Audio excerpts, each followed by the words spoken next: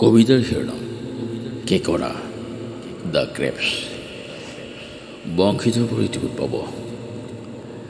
যিদিনাখন দাদা চাহেব ফাল্কে বঁটা আহিছিল আৰু অসমৰ আকাশৰ ঠিকনা বিলাই ভূপেন দাৰ বুকুত থিতাপি লৈছিল, সিদিনা এটা গল্প পঢ়িছিলোঁ।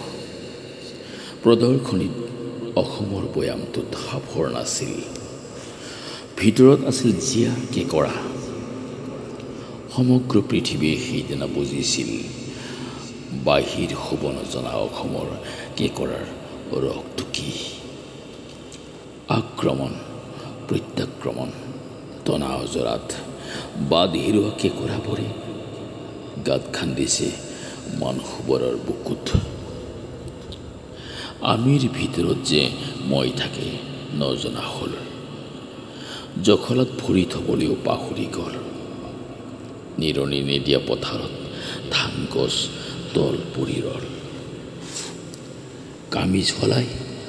কামিজ জ্বলাই এটা অংকৰ বিনিময়ত নিজেই অংক হয়।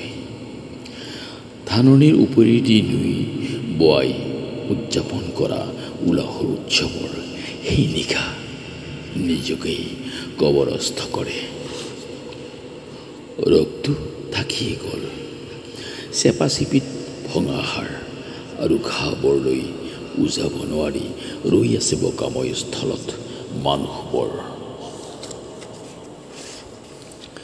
উচ্ছল বাৰিধি উৰ্বৰ সমভূমি, উপত্যকা নীলা পাহাৰৰ যি থকাৰ হাবিয়াস।